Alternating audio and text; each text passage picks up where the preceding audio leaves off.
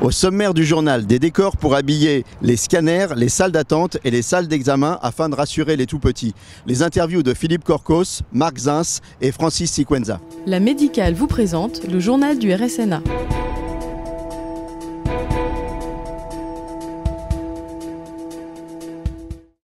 Cette compagnie de Dallas crée des environnements spécialement adaptés aux enfants. Depuis le desk d'accueil jusqu'à la salle d'attente, jusqu'à la salle d'examen, les enfants baignent dans un univers familier. David Corcos, l'actu Philips sur le RSNA. Bonjour. On investit beaucoup en R&D, 10% de notre chiffre d'affaires. Le gros cette année pour tous, c'est un certain nombre d'innovations de rupture comme l'Icon, devant lequel je suis derrière nous. Un scanner spectral qui permet d'arriver à des résultats incroyables. Dans un certain nombre d'études, on montre qu'on évite entre 30 et 40% de rescan, donc de second examen, qu'on doit faire parce qu'on va chercher des informations qu'on n'a pas pu trouver la première fois. Avec la technologie spectrale, tout est stocké dès le début et le radiologue peut retourner, visionner les images et prendre la bonne décision au bon moment. Donc nous, notre stratégie, c'est le first time right, arriver de plus en plus à aider les radiologues à avoir la bonne information le plus vite possible pour arriver au bon diagnostic.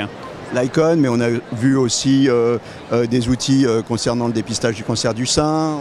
Bien sûr, médecine nucléaire aussi, premier TEP scan 100% numérique, installé en France aujourd'hui, avec lequel on arrive à faire beaucoup moins de doses, plus de 50% d'économie de la dose, des examens 10 fois plus rapides. Donc voilà, donc on est sur des équipements très haut de gamme, de très haute technologie, et on nous voit de plus en plus sur des scanners, des IRM de routine pour arriver à faire plus de patients, plus de productivité avec la qualité que tout le monde attend de Philips. Donc très haut de gamme, la routine, de plus en plus on arrive à couvrir le spectrum pour répondre aux besoins notamment des GHT. On se positionne aujourd'hui sur une logique de GHT avec nos solutions informatiques, IntelliSpace Portal qui permet de faire le lien entre tous les équipements, y compris ceux qui ne sont pas Philips.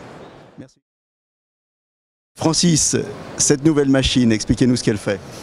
Alors cette machine, c'est la nouvelle génération du Newtom 5G version XL qui, comme son prédécesseur, est une machine qui excelle dans le domaine de l'ostéo-articulaire, d'abord très connue dans le monde du dentaire et du maxillofacial, les sinus, les rochers. Elle fait aussi pas mal les extrémités avec des irradiations très faibles par rapport au scanner et une définition qui est supérieure. Ce sont les deux avantages en fait du Cone Beam, qui reste une alternative vraie au scanner dans certaines disciplines. Et celles que je viens d'évoquer peuvent être des disciplines intéressantes pour décharger les scanners et que les scanners fassent des examens beaucoup plus sophistiqués, beaucoup plus compliqués et qu'il apporte donc à nos patients le maximum donc de sécurité et de fiabilité. Alors dites-moi, vous dites que c'est une alternative au scanner, ça pose un petit problème de nomenclature, ça? Alors il y a effectivement en France un phénomène particulier qui est la nomenclature des actes médicaux. Il est vrai que cette machine n'a pas de nomenclature en dehors de l'aspect imagerie dents et ATM.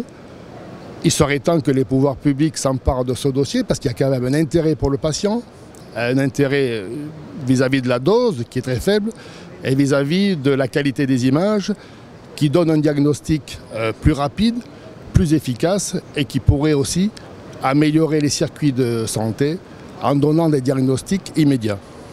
Merci. Merci à vous.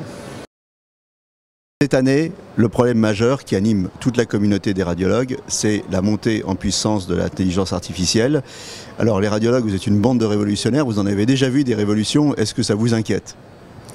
Bien sûr que ça nous inquiète au sens large du terme, mais en tant que révolutionnaire, comme vous le dites, nous avons vu passer des innovations dans le domaine de l'imagerie sur les 40 dernières années. Ces innovations ont été des innovations majeures et donc celle-là en est une autre. Nous sommes une spécialité qui a l'habitude d'embrasser l'innovation, qui a l'habitude de s'intéresser à tout ce qui est neuf. L'intelligence artificielle va changer notre pratique, va changer notre métier, mais les radiologues, avant tout le monde, se sont déjà impliqués dans ces changements. Ils sont au cœur de cette innovation, et cette nouvelle innovation, ils vont la prendre en charge, l'intégrer à leur pratique, réfléchir. Ils commencent déjà à chercher, publier, partager leurs données avec des jeunes pousses, des startups qui s'intéressent à l'intelligence artificielle, avec des structures plus importantes également. Et donc cette lame de fond, cette nouvelle innovation, ces changements qui se sont mis en place ces 18 derniers mois, qu'on sentait déjà arriver l'an dernier au RSNA, sont vraiment maintenant au cœur de notre problématique. Donc, Paul Chang, l'année dernière, quand il s'était exprimé sur le sujet, disait que, en fait, il avait peur que l'intelligence artificielle, d'une certaine manière, décourage les jeunes de venir de s'intéresser à la radiologie, parce qu'en fait, ils avaient peur que le radiologue n'ait plus sa place. Alors ça n'est pas le cas, fort heureusement, et ayez confiance. Il y a toujours une place, bien sûr, pour l'imagerie, qui est vraiment au cœur du parcours des soins de nos patients et qui va le rester. Ce que je peux vous donner comme chiffre, c'est que sur l'examen classant national en France, cette année, le niveau de choix de la spécialité radiologie n'a pas reculé. Il reste toujours parmi les spécialités les plus prisées par les jeunes médecins. On est clairement dans le top 3 des spécialités les plus prisées. Une des raisons, encore une fois, c'est l'innovation. Cette spécialité a subi des révolutions très très importantes et continue à être capable de les intégrer à sa pratique. C'est notre force, et donc l'attractivité de l'imagerie reste très importante. Un orateur cette année déclarait « On est bien plus que nos images ». Vous êtes d'accord avec ça? On va aller au-delà de l'image. On va aller évidemment au-delà du diagnostic par l'image. On va devenir ce que les anglo-saxons appellent des data scientists. On va intégrer les données du dossier personnalisé du patient via de la recherche intelligente, lexicale sur les divers comptes rendus. On va être capable d'intégrer beaucoup de données qui vont aller de la biologie à l'anatomopathologie en passant par les données du compte rendu radiologique. Ce compte rendu va se structurer. Il va falloir labelliser les données que nous mettons en place de manière à ce que les algorithmes d'intelligence artificielle travaillent sur des données propres. Donc ce travail, seuls nous pourrons le faire. Labelliser ces données va être encore une fois un travail sur lequel nous allons d'abord nous concentrer de manière à ce que les algorithmes réfléchissent avec des données pertinentes. Sinon, l'intelligence artificielle aboutira à des résultats qui seront de piètre qualité. Donc encore une fois, c'est un travail multidisciplinaire que nous allons mettre en place. Ce que je peux d'ores et déjà vous annoncer, c'est que au niveau international, la RSNA et son principal journal Radiology ont décidé de sortir 3 nouveaux journaux en 2018 et 2019. L'un de ces 3 journaux sera consacré uniquement à l'intelligence artificielle.